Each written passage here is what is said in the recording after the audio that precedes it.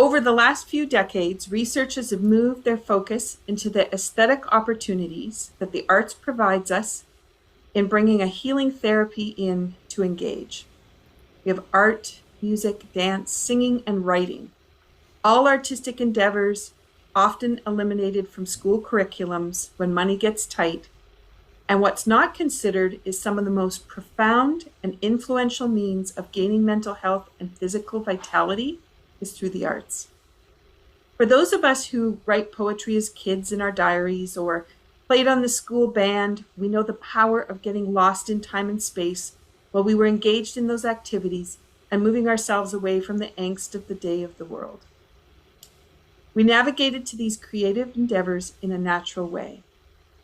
In her latest neuro arts project, Renee Fleming, a world-renowned singer, is shining a star on the power of music to help with mental health. Her book, published in 2024, Music and Mind, highlights the science, research, and program development happening globally to bring support to those searching for mental well-being and physical healing. Today, I have Colin MacLeod here, Celtic fiddle guru, intuitive musician, and creative music instructor. He's joining me in conversation to explore beyond the mind and music as we're going to add the addition of movement. And we're looking at the layered healing effect this combination creates for mental health, physical literacy, and effectiveness, and inspiring a new age of neuro arts enthusiasts for wellness. Hello, Colin. Glad you're here. Hello, Michelle. Lovely to see you. What tea did you bring to get this conversation started today? Well, I brought the tea of life, water. Awesome. And, you know, it's where water goes, creativity grows. Mm-hmm. Absolutely. And I was talking to someone today about fascia, and that we were just talking about the fact that fascia is a shapeshifter, and fascia relies on the water in order to be a shapeshifter, and it can transform and mute itself based on how much fluid we do have in the body. So yeah.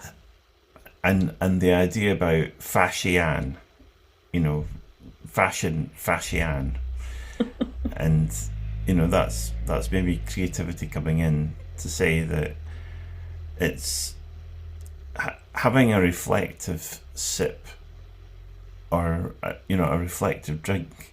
And tea is actually one of my favorites. And you know, the blends from the Cape Breton Tea Company do inspire, and I've also seen different colours with your blends, and you know, that idea of reflecting and just where it takes us. Mm-hmm. And so, what tea have you got today?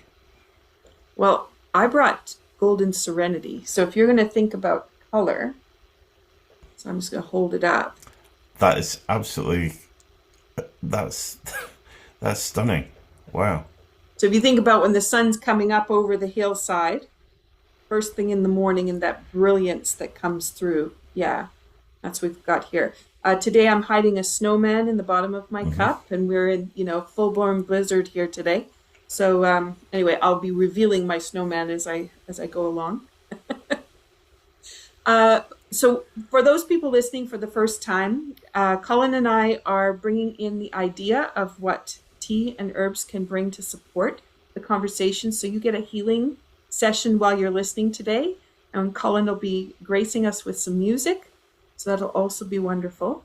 But let me start with the affirmation that comes on the Golden Serenity tea. So this tea is part of the Harmony Blend series, which Colin and I took to Tenerife, Spain in the spring this last year. And Golden Serenity is the very first blend, helps to bring us a rootedness or a groundedness. And the affirmation is, if we soften the urge to push through, confidence and authentic love will welcome peace within. So as you're listening today, we hope that you'll kind of consider where there's been some tugging or some pushback or any of those kinds of activities around what you're doing. And consider if you just let go and sit back with love in your heart, where will you find the peace amongst those actions that might be having that little bit of resistance? It reminds me of one of my favourite birthday cards of a young gentleman with a determined look in his face and books under his arm, and he's going to the school of the gifted, the school for the gifted, and the door says pull, and he's actually pushing. Right. So I think the affirmation is very, very apt. I'm going to bring in 2 herbs to get the conversation linked in another way. So I'm going to bring in turmeric, and this one is associated with the golden sunshine. So we've got that color of that golden piece, but it's a supportive of renewal, a richness of living, prosperity, and inspiring healing. So when we think about that opportunity to let go of the things that we're kind of feeling the resistance in, and then we just stop, bask in the glow, feel the warmth on our face. In my case, my office is usually yellow, not where I am at the moment, but all of that leads to that renewal and that richness of living. And then I'm going to add in ginger. Somebody asked me about ginger the other day, so I thought this is a good one to bring forward. This is about talent and dreams. It's about the inspiration to find the you inside. Not the person everybody else wants to see, but the person that you are and the one that you want to bring out to shine. And that is a really good timing with the beginning of a new year. Mm-hmm. And the idea that people look for the new you. Now, if it's a farmer, it might be a sheep. If it's somebody wanting to, do something with trees, it might be YEW. But as we know, there's ourselves as well. Mm-hmm. And the New Year's revolutions or the New Year's resolutions and what they can, bring to the table for people. As you were saying that, Colin, I was thinking about how people have their New Year's resolutions. But if everything is already inside you, you just have to find you amongst that. Then the resolution of, I'm going to eat better, I'm going to jog more, those kinds of things that people will often say, spend more time with family and friends. But just taking the time to just be centered and present for who are you? And what are you bringing to the world? Doesn't require you to do anything extra except be who you are. I think we forget. And just create the space for that. Mm-hmm. And honor the space for that. All right, so ginger, coming to the last piece, is a grounding force. So I think you just found that, people listening, in the way that we even brought forth this conversation. And it provides the space for dreams and ideas to transform, but keeps them grounded. Because sometimes you can have those ideas and it can take you off. I have lots of those.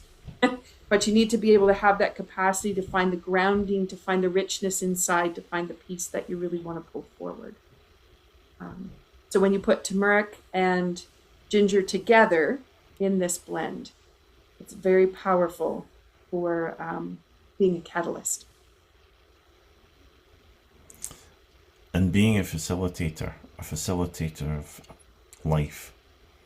Mm-hmm. All right, with your water, cheers. Thanks for coming on this conversation. Cheers. Well, thank you. And to those listening. It's first thing in the morning here, and the tea's in the packets behind me.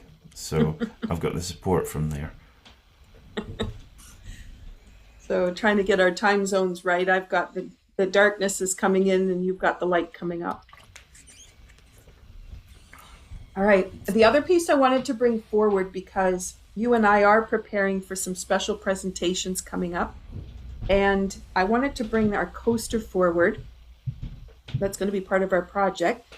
So this is artwork done by Tanya Levy. This is part of the Harmony Coasters, but this is about finding your guides. So I already mentioned finding the you inside, but we can also ask for support from those people who have been a part of our past, those people who would be mentoring for us, those people that inspire us.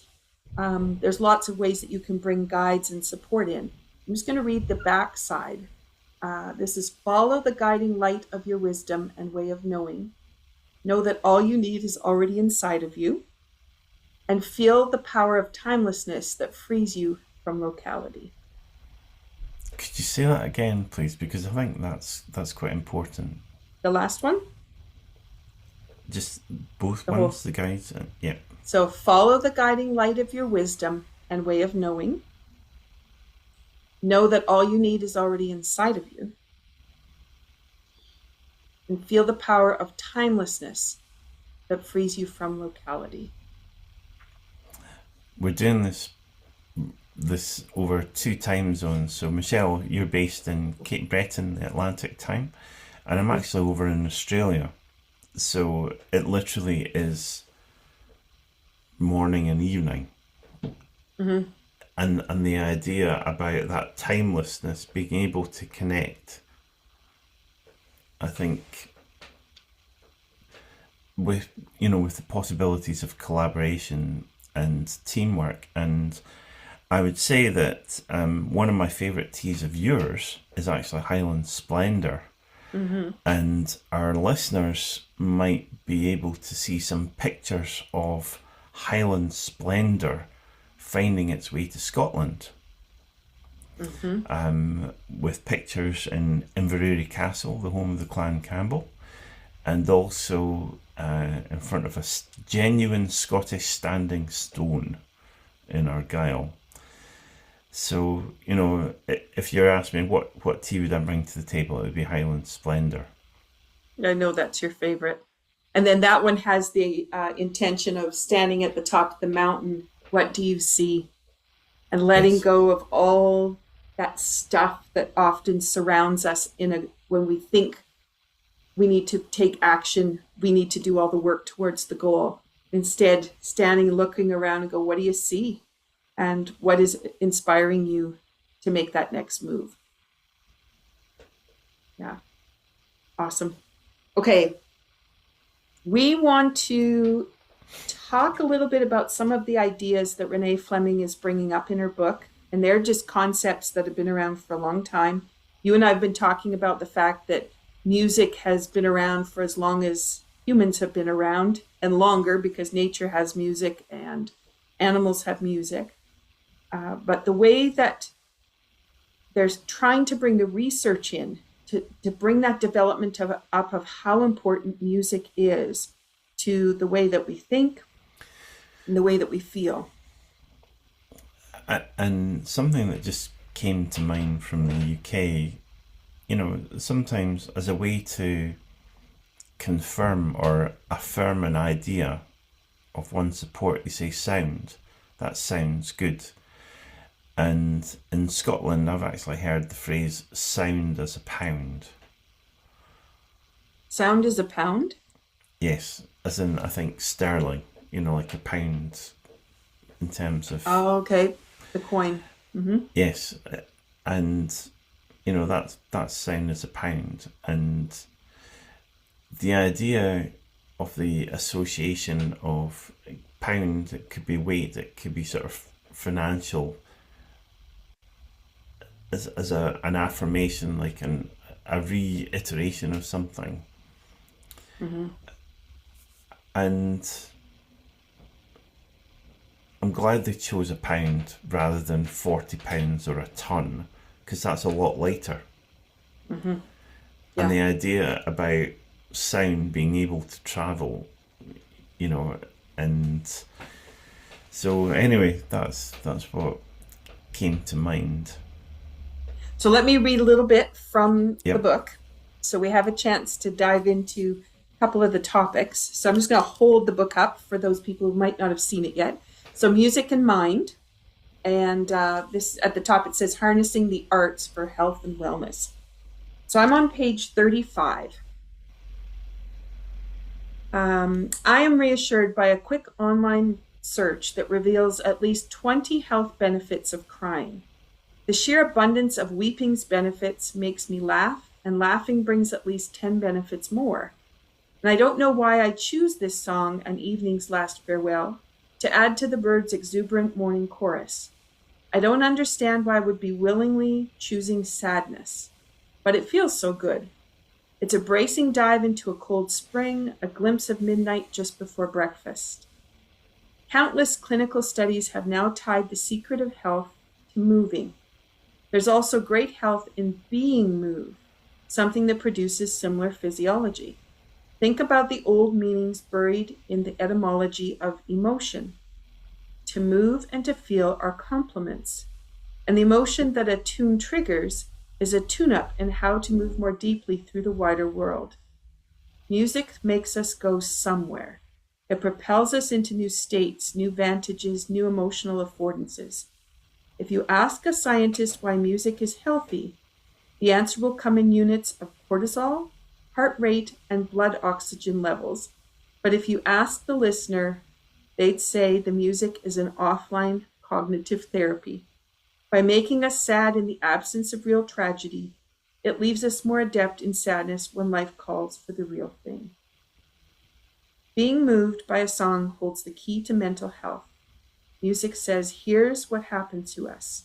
We and those around us move like chords unfolding in time, throwing off fantastic sparks and harmonies, and then the chords end. And here's how to feel sad about that, and how to hear how that sadness too will pass. That's very profound on so many different levels. And when I think about that, the idea about sadness, sort of like coming to the end of a day and the sun setting, or it's sort of, there's the warmth of people around you and the social occasion comes to an end, or someone reflecting of memories. And the idea about the song communicating sadness to somebody, and that I think about the term of sympathetic resonance. Mm-hmm. The idea of, when you hear something, just the what impact, what feeling, what does that do to your feelings? And the idea about movement, looking at it in more than one way. There's a physical movement, and then there's a movement of being moved. There's a movement of doing, and then there's a movement of being. And the idea, feeling your emotions come into play. So it's like music gives permission for the emotions to come into play, as well as, physically moving, perhaps dancing or some other activity, running. Mm-hmm. And it's interesting how people, when they're running, they might listen to music. People, when they're dancing, the music helps the choreograph of the movements, the flow. And the idea about music being that carrot, being that kite of inspiration, it sort of raises, brings people up. Or, like you have the string puppets, I forget what they're called. The marionettes? The marionettes, and then somebody lifts the puppet up, and then just everything sort of comes alive. Mm-hmm. And I think that's really interesting to see that, or the muse of music, just the dwelling, and a cat muse. Mm-hmm. The sounds, and that directs people to, sounds direct people to, they provide a focus. Mm-hmm. And I think this will be sort of leading more in our conversation, but it's interesting how music leads, where it takes us. Mm-hmm. So we thought what we could do here is have you play something in the note of C, or in the scale of C, I guess I should say it that way. And that is a note that starts us with the grounding. It tunes in with the bottom of the neck. The top of the neck. Goes to the top of the shoulders. Also goes to the top of the lower back. So we have this opportunity to tune in to 3 really key aspects in the spine. And then see what happens to your body while you're listening to this music. So I might start with something that's, I think, the most popular song in the world, and then maybe go into something that's sort of slightly more unfamiliar. Still in the key of C.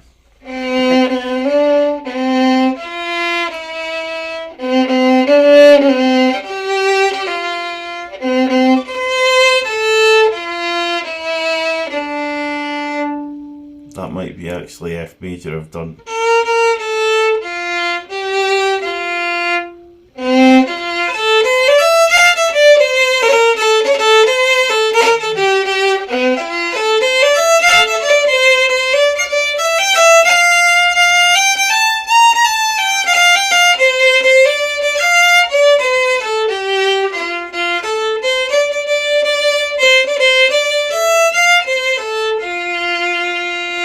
So there I actually found myself doing F major as well, so I brought in B flat, but we still had a C natural. So this is only C this time.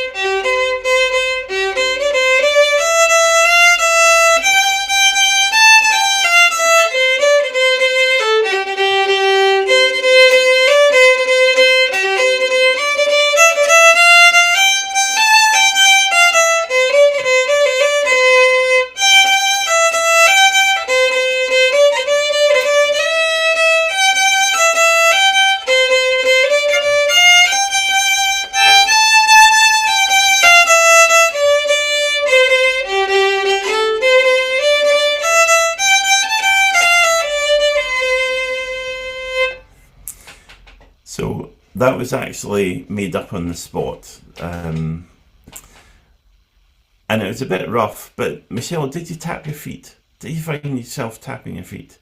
Oh, it's interesting because you started with happy birthday, so you kind of get lost in the words, right? And you're waiting for the next part to happen so you can sing the next part, even if it's just in your mind.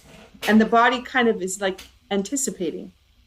And then you moved into something that was faster, so my foot started to tap, but then you moved into something slower.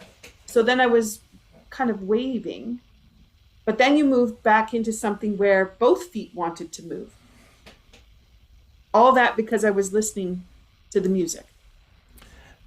And the journey that it took me on, I thought, well, I'll start with something familiar. And then we were focusing on the key of C, and I found myself going into F major, sort of like another key that, and it's almost like having the intention to do something and being open to actually follow another route. Whereas, you know, if I was saying this is what I've got to do and continue like this, but actually it feels like I should be going somewhere else. So I went somewhere else with the music, and then I thought, well, let's see what it's like to sort of, you know, stay in the key of C, and I bring in the word stick to the key of C, so you can sort of see that stickiness of the rough road as I was finding my feet with the key of C. And it really is an interesting journey to sort of, you know, there's magic whichever path one chooses. There really is. And it's okay to go one path it's okay to go another, because you can always change. Or you can always maybe bring them together. And the idea that people will follow different paths, the musicians might play different songs, different tunes, or they might make something up on the spot. Exactly. And so there's two other pieces to that, because one is that idea of exploring what the music makes you want to do physically. But then there's the second part, which we don't often think about, is what does the musician intuitively pick up that they feel they need to move through? And that's something that you and I have been spending a lot of time exploring, is that intuitive nature of music. We can play the music the way it's been written, the way it's been presented, the way a certain person wants to do the cuts on the notes. And then you can have completely letting all of that go to see what kind of exploration or idea is going to come back. And it's that letting things go, which is, it's like the road to nowhere. I forget who did that album. Maybe it's my next album. And, or it's like thinking that you've come to the end of a road, you come to the end of a path, but actually you can still carry on. It's just it might be gravel rather than tarmac road. Might be a meadow. It might be a meadow, and you can create your own path. And Einstein, with bringing things together, he used to play the violin, for example, so music was very much a part of his life. The theory of relativity. Sir Arthur Conan Doyle's character Sherlock Holmes playing the violin to think about, bringing all different connections together as a possible path to find a solution to events that have taken place. And that idea of the mystery of music, and it's, or being at a dance in Cape Breton, one of the village dances, and there's a pattern there, the music, and then the music. I forget who said that musicians might play over 1,200 tunes in an evening's dance session, and the idea that each of these tunes takes things on a different angle, just lifts the enthusiasm, buoys the energy of people dancing to the band. And it just totally does lift you up. And if we go back to that idea about the emotions, that you have the opportunity to put yourself through certain emotions, knowing that you can pull yourself back out. But you also can put yourself into those emotions and then get stuck there. Because if you're always listening to that music that brings you back to that melancholy, how are you going to pull yourself from there into where you really want to be? And go ahead. And, I was playing with a couple of friends beside Nelson Lighthouse in Victoria, Australia, and we were actually next to the Great Southern Ocean. And it's a mighty, mighty ocean, and there was no landmass between ourselves and Antarctica. And, I was saying, well, it's really about the emotion of the ocean. Yeah. And you can just let that wave come in and then pull everything back out and let it go. For those people that maybe want to grip and hold on, especially if you keep choosing to listen to music that always takes you back to the same emotions, is to, where are you gripping that you can't let that ebb and flow happen, to be introduced to something a little bit different, to let the song change, to let the words change, to allow yourself to be transformed and transported. So we were going to talk about how the music sets you up to move. So you played those different tunes. My body kept reacting to the music in a different way. And that's the first time, because of the way we wanted to set the conversation up today, it was the first time where I went, oh, Happy Birthday does kind of pull me forward and draw me in. I never noticed before, because you just sing Happy Birthday and you're usually, your eyes are on the person whose birthday it is, or on the candle on the cake. But it actually did pull me in. And then the other one just kind of made me move kind of side to side. And when we're sometimes putting that music on in the background, we're not paying attention to what it's doing to the body and how it's transforming the body, because we may still be focused on what we're doing instead of letting it go. So you and I have done concerts where we've been able to observe. So do you want to talk about what you've observed of people listening to the music? There's been an involvement with the music, and I think taking people on a journey. If I think about Music in the Landscape, which was one of our more recent concerts as part of the Cape Breton International Festival, the community events, and for example, I think about one of Doug Fraser's paintings. Doug Fraser is one of the well-known established artists on Cape Breton Island, and the idea of the sea and the light, Doug's has creates beautiful lights, and brings beautiful light into his paintings. And there was one about the journey of the river going down to the sea, and I think it was Doug and his wife getting up really early in the morning to walk down to the beach to actually look at a full moon, and the journey of going down to the beach, and just taking the audience on that meandering walk down to the beach. And so the engagement there, just So you were playing the fiddle, yes, to that beautiful piece of artwork, inspiring the people looking at the artwork as to how they might feel because of the music. Yes.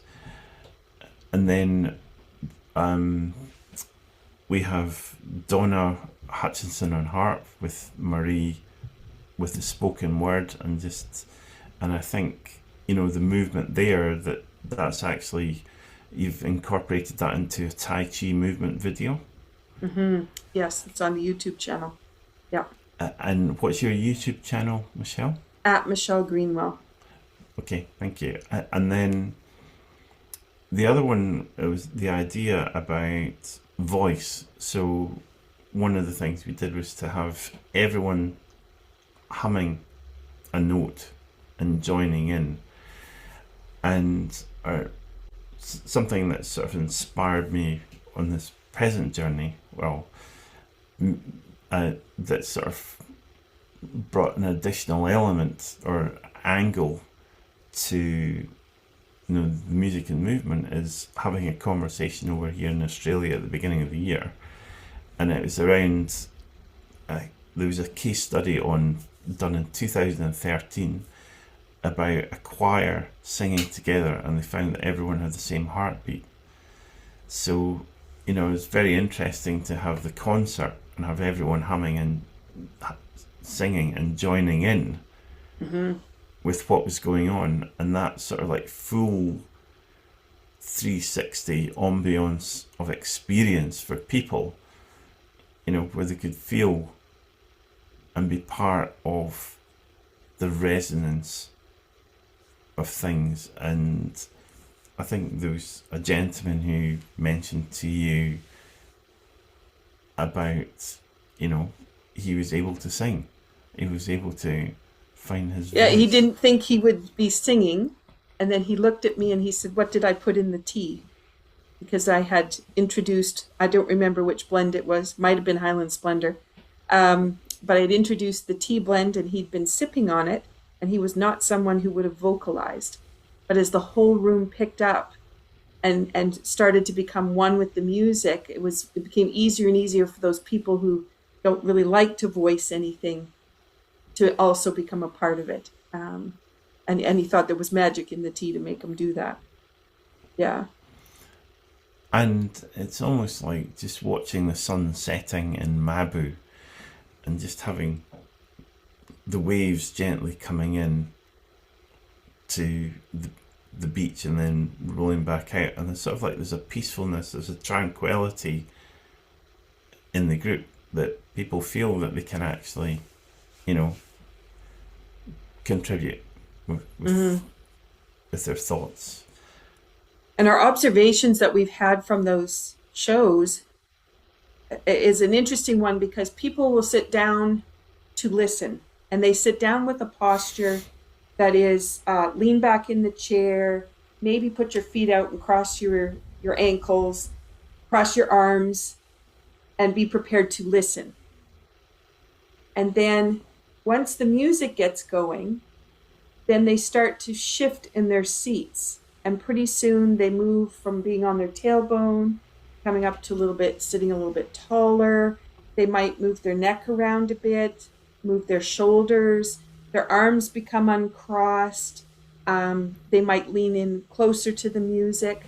There's all these transformations that are happening. And we thought it was just, people shuffling in their seats. But what we realized by the end of the show was people had shifted in their seats to be straight. Postures had realigned themselves.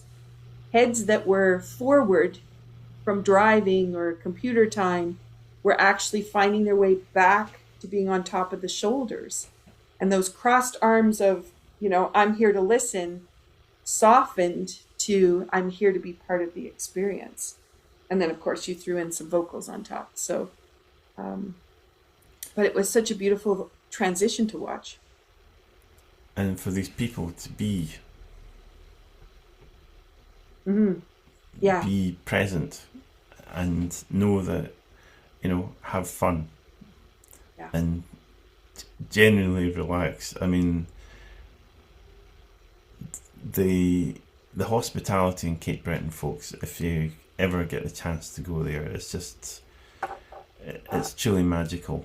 And I think especially during Kitchen Fest or the Celtic summer colors, Celtic colours, it's just something where 200-300 community events happen along with the official festival for Celtic colours, and it's magical.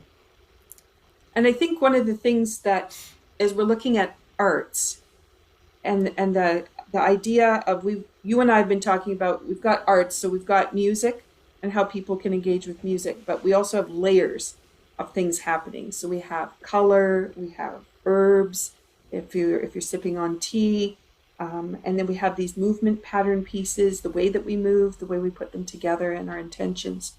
And what you and I have really discovered across this was, particularly at the end of the shows, where people would wander off at the end of a show and they'd be talking to each other out to the car, quick to get to their car because they wanted to get out of the parking lot before the traffic jam happened. That didn't happen at the end of the show. At the end of the show, they wanted to go and speak to the artist. They wanted to have a conversation with their neighbor about what it was like to just hum that tune. And then they wanted to stand around next to the teas. And even though they might not have been interested in purchasing a tea, they wanted to be next to them to have a conversation and just express some of the things and ideas that came forward. And it was a way of opening up people to a conversation that kind of gets missed when you leave the show and you hurry out to your car. And you don't necessarily have access to the musicians either. They're coming out of the green room and they might not come out to the front of the theater to be seen by the public. And so you have this disconnect, but we had this opportunity for everybody to be one, and to be together, and that expression that could come forward.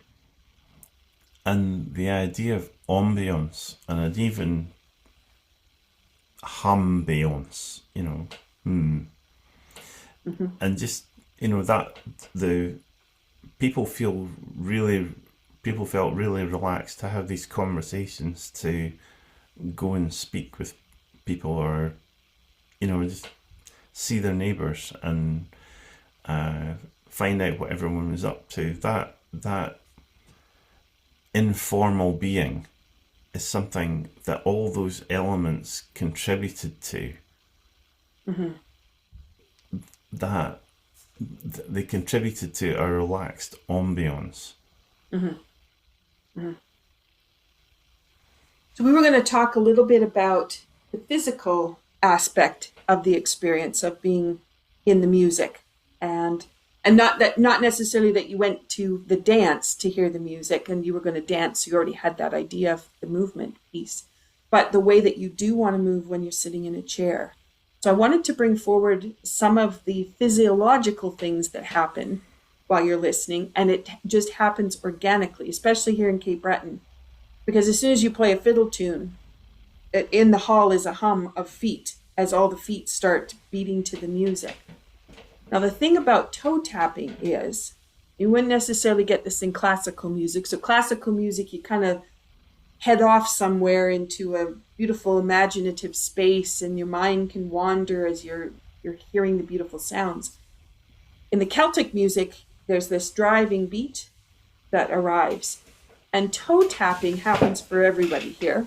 And it means that you really have the opportunity to relax the body and let it open, all the joints to open up. So I wanted to talk just a bit about what that pumping action means. And inspired by the music, that pumping action provides a way for us to get the circulation in the foot back up to the core of the body. So the blood is moving, the lymph is moving, and we have this way to start to create chemical changes in the body as a result of things moving, aside from what's going on with the heart center and the emotions that are coming out, because that's all creating chemical reactions as well. But I wanted to take us a little bit deeper into the talus joint. So right, I'm using my wrist for those people that are listening to the podcast, can't see. I'm just moving my hand, and there's a little dimple where my arm comes into my hand. And that joint is the same on the ankle. And that joint has the opportunity to connect information about the space in the joint back into the amygdala and into the brain, where emotions are centered. So those survival primary emotions. We're toe tapping. We are a part of the music, we're one with the music, and we're releasing emotions as we're doing that. It's such an amazing, amazing opportunity. How does it feel from the musician's perspective? Because I know you do pub sessions, and you could be in a full concert, you could be 3 of you. What does it feel like when those toe taps start up and you can hear how the people are involved in the music? It's a way of communication, a way of bringing people together so that everyone in the room is involved. And, some people are visual in what they see, some people are oral, and the idea of the toe tapping is a communication of enthusiasm. Mm-hmm. A visual communication of enthusiasm, and it's sort of, that communication is infectious, and that can come through in a person's playing. And sometimes you'll see the joyous nature. I was going to use the word feverish, but just depending on on the level of enthusiasm, you can sort of measure it by the height that the toe comes off the ground and then goes back down. And the more enthusiasm there is, the further from the ground that the toe might come in terms of height. And then, so it's almost like it could be a percussive sound as well. And so there's that enjoyment, there's that communication of enjoyment. And I'm thinking with the faster, more upbeat rhythms of music. And the thing I would say as well is there's patterns in Celtic music. Mm-hmm. And those patterns allow the pumping action or facilitate the pumping action, so that it's also a way to keep in time. It's a communication between the musicians and also between the audience. Mm-hmm. A communication of the levels of enthusiasm and wonderment, Mm-hmm. you know, and the idea of the percussive nature as well. I think, you know, just with Cape Breton, just with the informal rhythms that are created as well, Mm-hmm. with the feet. Mm-hmm. Mm-hmm. And it's like a heartbeat. Mm-hmm. It's like a heartbeat of the concert or the pub session. And it's also a way that people can keep in time. So you sort of building on what's going on. And the emotions, you know, someday at the end of the day, I'm also an accountant, and very much for me, used to live in Edinburgh, and I'd play in the pubs in Edinburgh after a day behind the computer, so to speak, and I find it as a really, really wonderful way to just relax and just to sort of, let the emotions of the day as a way to unwind. Mm-hmm. And it's so inspiring just to be at a concert and see the musicians smile, to see the audience smile and hear that enthusiasm. And with the tapping of the toes, with that rhythm and the release of the emotions, or sometimes people might go, whew, that's a very polite Scottish way. You'll get more enthusiasm. I'm only doing it here because I'm not sure where our listeners might be. They might be in the office, or they might be out walking their dogs, or they might just be at home. But if you can imagine that infectious, joyous yelp or yell, Mm-hmm. and we're everyone together, and it's that idea of sympathetic resonance. Mm-hmm. That idea of one person's enthusiasm captures the imagination of somebody else in the room, and just all of a sudden the simmering turns into a boil of enthusiasm, Mm-hmm. a boil of joyous enthusiasm.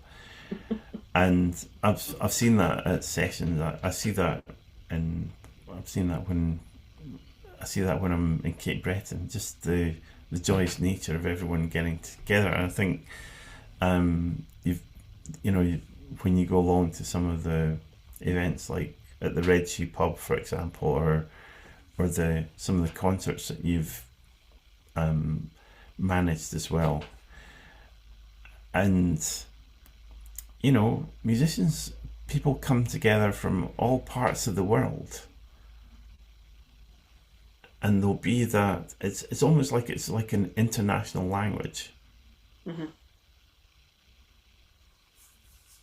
And cold weather, hot weather, the toe tapping still continues. And one of the things about the toe tapping is you can do it in your own home. Mm-hmm. Yeah. You can do it in the pub. So it's something that is adaptable to any environment. And I think one of the things that when we did our introduction to etiquette, for the Cape Breton Colours Festival, what are some of the things that first timers going to some of the concerts? One of the things I remember is that you mentioned about the difference between clapping and the tapping of the feet. Mm-hmm. Yeah. And so you would do that. You wouldn't want to be clapping while Celtic music was going on, because that detracts from what's happening musically. So you do the rhythm through the feet. But you can even feel that if you start clapping, how constricting that is. Yes, you get that beat in there, which is fine if that's what you're looking for. But as soon as you start tapping, the joints in the body all release. And so you have this opportunity for the pelvis to rock, the shoulders to rock, the skull gets to rock at the top of the head. There's this whole massage that's going on through the whole system because of the way that you can react to the music, and it's an acceptable way. And it pulls you through your emotions. Mm-hmm. Mm-hmm. I want to insert in here a couple of ideas with the toe tap, because on the lower leg, you've got the peroneus, which is on the outside edge of the leg. You've got tibials, which help you to take your toes up and down. You've got your gastrocnemius, or your calf muscle. And you've got, which usually ends up quite restricted, especially if people wear high-heeled shoes. That ends up very tense. And then you have soleus, which is below that, which often can actually get into knots and cause the beautiful plantar fasciitis trouble that people have on the bottom of their feet sometimes. And that's all from tension. And those muscles are all related to hormones and circulation. So as you were talking, heating things up, I was kind of chuckling, thinking about, as that toe gets going, you actually are releasing heat. You are releasing anything that's built up, anything that's been locked up, and providing a way for it to open. The peroneus muscle helps to balance the emotions of fear and anxiety. So to be able to sit, like you said, in the living room, you could put your music on and you could have your toe tapping, and you can actually regulate yourself down to that fear and anxiety letting go, just with that little toe tap. And if you wanted to think about fight or flight, so if you've spent a lot of day in front of your computer, driving a car where you've been locked in positions, you've been telling your body it's not safe all day long because you've been in this tight position. That music allows you to rock and open that up. And then the fight or flight response can disappear. That freezing can let go. And that calf muscle is so incredibly important to that whole process, because it's ready to help you run if you need to run. But you're actually saying, let's get going, but let's get going rhythmically. And we're going to bring that rhythm into the body, and the joints open, the tissue all responds. And it responds all the way through the body, which is so amazing as well. So if you're thinking about that person that sat down, crossed their arms, leaned back and said, I'm here to listen. And that's the kind of the look they gave. And then the person that goes out the door is the one that's been moving around in the seat, and the toe's been tapping, and they've been just so actively participating in the music. It's been a true transformation. I don't know if it's from, and I don't know if I've got the right word, from subjective to something else. Mm-hmm. From subjective to smiling. Mm-hmm. You know, from subjective to relaxing. Mm-hmm. Just having fun. Mm-hmm. Exactly. I want to bring in another little piece, because I've been playing around. You and I are researching and diving deep for the performances coming up. And so I wanted to bring forward Power and Force, Power versus Force, which is written by David Hawkins. And 2017, I think, edition. I go look in the back here. Last one was 2012, the last edition. Wow. Yeah. Well, according to this one, you might have it more recent. But what's interesting, I'm just on page 8283, is the idea of memory and images. So I wanted to bring this forward, because a lot of people will pull up a song that they remember from their teenage years, when they were dating, parties they used to go to, that kind of stuff. And they'll keep going back there and then pulling up the emotions of that time. And they may want to experience things in that time, but then they also have their current present time. And what is the support that bringing that music back and forth across time does? And I just wanted to bring forth David Hawkins, just because he talks about memory, and he talks about relationship with memory. And if you're looking at music, if you want to move yourself forward, you want to put yourself into a new space and you want to let go of some old things. If you are pulling up memories that keep pulling you back into your childhood, back into your teenage years, then what filter do you want to be looking at them through? Do you want to look at them through that teenage filter, or do you want to look at them through the person you are now? And music can help you transform that if you come in with the right context around that. And I think for lots of people, we put the music on and we go, oh, that reminds me of, which is awesome in some cases. And but then where's it going to take you? How could you use that piece of music to move you from that to be able to move your experiences forward? You want to talk a little bit about that for you as an intuitive musician, how that's even transformed for you?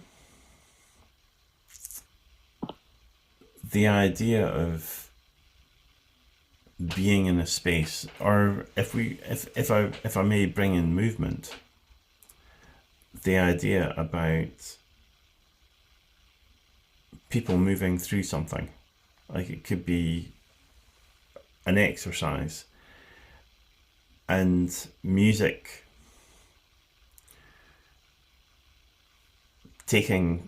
following that path of the movement, and it sort of takes somebody through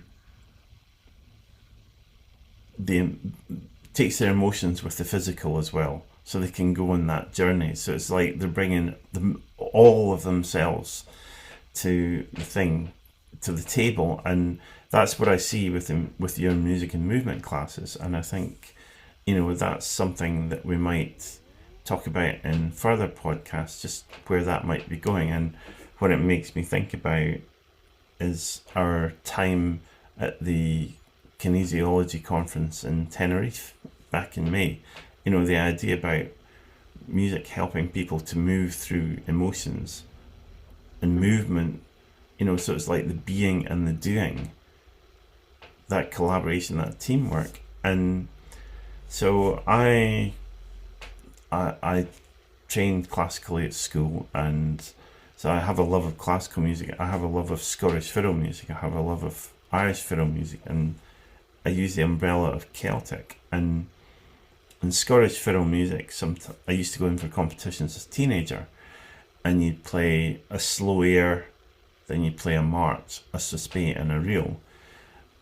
And just thinking about that from there is the idea about melancholy sadness through to sort of slightly faster tempo, slightly more faster tempo, and then faster tempo again.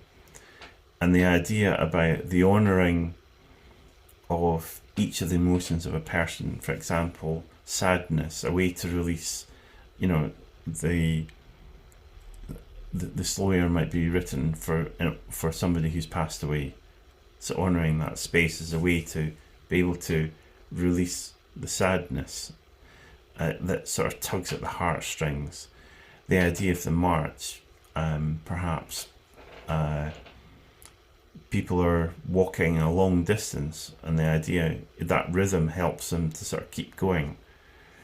The idea of the suspect, the dance, the dance, the movement, as a way to keep exercising, as a way to keep moving, and the way the patterns of the music, like they repeat, the patterns repeat, and that idea, it might be actually quite an uplifting tune, for example, the Duke of Gordon's Birthday. And then the real, something faster again, it might be The Kilt Is My Delight. And somebody wearing a kilt. I really like wearing a kilt, and just that, the enthusiasm, the honouring of somebody wearing a kilt. And go ahead. And we're pulling people through the emotions, and we're also pulling them with the movement. So there's a being and there's a doing, like in what Renee's talking about with Music in the Mind, page 35. Mm-hmm. Mm-hmm. And then one of the areas that you and I have spent a lot of time in the work that we're doing and the programs we're developing is bringing forward intention and goal setting. So we did that at the start with the T. You did that with the intention of how you unfolded the songs that you wanted to play. And just as you were describing even the order of those pieces for competition, we have this opportunity to transform and to move forward, but we need to know where we're going. And what you and I've discovered along the way is there are a lot of people that actually don't know where they're going.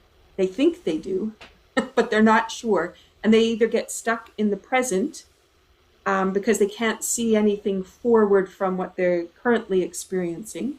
And then you have the people that are stuck in the past. So I've been bringing up those pieces of music sometimes that we continually bring up to kind of put us into that mood or emotion that we feel like we need to be in.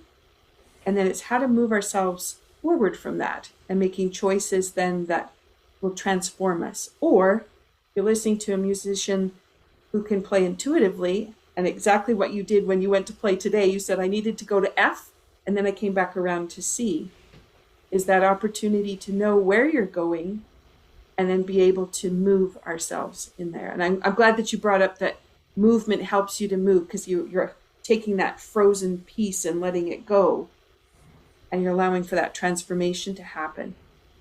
But it's important to have that intention and that goal setting there. And we wanted to lay that information out for people when they're thinking about how music can heal. You do need to know where you're heading so that you have a compass. And, the road to nowhere might actually lead somewhere. And, there's a skill in goal setting. And I do think it's probably worthy of a separate podcast or a separate video. Yes. Just the skill. And I think we've been talking about, well, just to give a taster, the idea of my imagination is the goal should be stretching. So it's like a balloon, the balloon basket lifting off the ground, and you've still got the ballast. So it's stretching in a way that releases some of the ballast, and that could be emotional. It might be, setting a new goal to have fun. Yeah. And, so there is the idea of intention and focus to move forward. Mm-hmm. Mm-hmm. That kite of intention and focus. Exactly. Yeah. So we wanted to bring forward the opportunity for us to just experience a little something more. And we wanted to, we should bring in one more idea, I think, and then have you play. So one of the concepts we talked about the other night was the idea of being the victim. So something happened in your past, something happened in your life, experiences unfolded in ways that you didn't want them to, and then you hold on to the emotions of that, and it plays a victim kind of role. And then it ends up with a frequency with it. So it ends up with things like fear, anxiety, withdrawal from community. So we've talked about all those pieces already today. And what we want to do is create the space for that paralyzed, frozen time to be let go. So as you said, get into that hot air balloon, let those ballasts fall off to the side. They are no longer important for where you're going. Or you've set that kite up and it's free on that string to lead you where you want it to go. And I just wanted to bring forward David Hawkins' work one more time, because I think it lends itself really well here. And David did a map of consciousness. And in the center of the map is trust. If we don't have trust, then we have lower emotional frequencies that we work with. And so that's where the fear, the anxiety can kind of come in and drop us down. But if we provide ourselves with the place to trust. Now, if I was to get into that hot air balloon, I do not like heights. So trusting that it would be safe to go up in that balloon would be a challenge for me. And I'm sure as the ballast fell away and I started to climb and I saw the beauty up there, I would probably overcome that. But it is that difficulty of letting go of those pieces. But if we can get to that trust piece, then we can rise to the other place, which you and I were unfolding about, which is the opportunity to be visionary. And from that vantage point in the balloon, when you've let go, you've trusted everything can be where it needs to be, you look down. Now what do you see? There's a highland splendor from the top of the mountain. Yep. You look around, what is that view? And when we get to that space, then the emotions move over to joy, serenity, which we're drinking, golden serenity. But we have that transformative process that can happen, which allows us to expand our vision. And I just wanted to bring that forward because you and I have been talking about some of the work that's coming up, working with people who have mental health challenges, PTSD, they've had trauma, all looking for ways to build resiliency. And there's that medium piece of trusting and allowing yourself to go to that upper level. You want to talk about that a little bit? So there's the Touch for Health conference in San Diego, and that's on the 2nd to the 5th of April. And then we also are part of a weekend with Marathon Jam, who are a group who play for Army veterans and also first responders, and they're in North Carolina. And it's a weekend of movement, music and art, healing through movement, music and art, and just sort of putting things forward for people so that they could have a taste of ways to build resilience. And you never know unless you bowl with things. You never know unless you go. And the idea of sometimes until, I remember the first time I flew over Mount Everest in a plane at 33,000 feet and played the violin. I didn't know that was possible until I did. But you can have a seed of an idea, a seed of inspiration, and you just never know where it can go. And it's really being okay, the idea of being okay to doing something to take your next step or steps forward. And you brought up Mount Everest, and you had been talking in one of our other conversations about the fact that in the back of your mind was you'd love to be able to do that. It was Yes. A fleeting thought. It was. But the lovely thing about music and movement is it can provide the way for energy to shift towards goals. So you have those kinds of thoughts, you don't think too much about them, but then you're playing music, you're dancing, you're just engaged in some kind of transformative piece of moving forward. There's a flow established. You ended up with an invitation to go that you never could have imagined. And so sometimes people try to do that linear road of, I know all the steps to put everything in place so I can get there, which is all effort. And then you have, it would be fun one day to go do that. And then you just left it to the universe. And the universe said, there's this great way we can make this happen. And boom, there it was. Yeah. So I just wanted to bring your story forward that way, because as people are listening and thinking about all the ideas we brought forward about music, mind, and movement, it really is a way for us to be connected to the heart, connected to the heartbeat of others, connected to the world through a heartbeat, through music, movement, and to be transformed if we can trust, let go, and let it happen. And that's can be the tough part, but the most rewarding. The most rewarding, and I think the rhythm of your community. Mm-hmm. Yeah.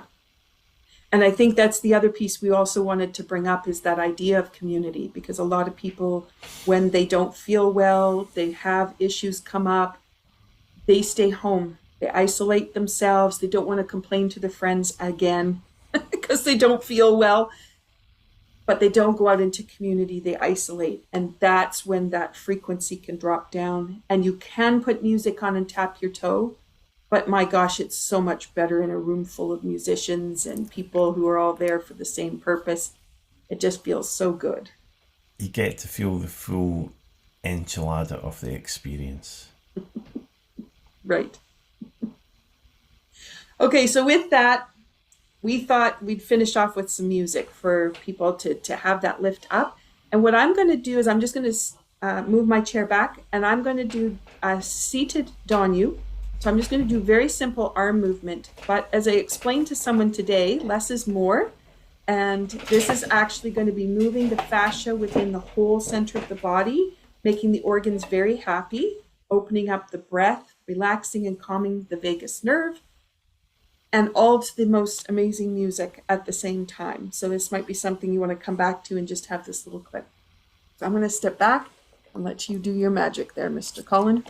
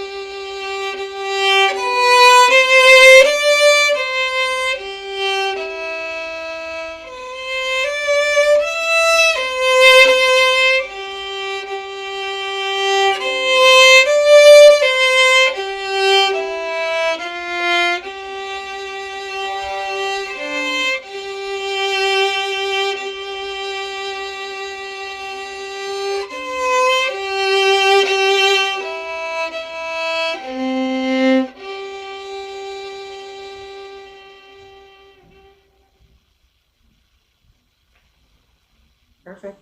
Can you break into a jig for me?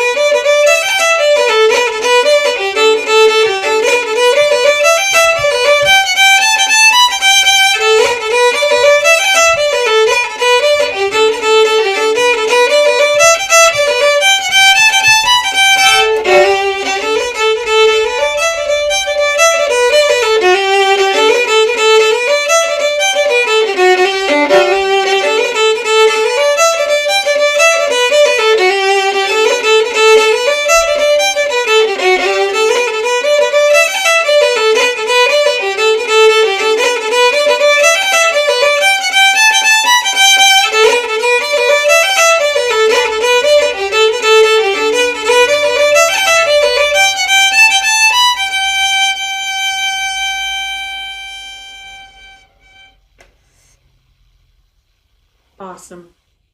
How does the energy feel for you? Feels a lot brighter. I felt brighter, and I found myself tapping my feet as well. There we go. Beautiful. Well, we hope that what we've done is inspire you with the heart of music, mind, and movement, and the opportunity to really change the way you may be directing your life, or the way that you're feeling and using the emotions, or the way that you're providing a way for you to get out in community and be a part of things, and to know that there are programs available to help support you, and that Colin and I are adding those online, we're adding those in person, we're attending conferences, and we really just want you to know that there's just so much joy that can happen between music and movement.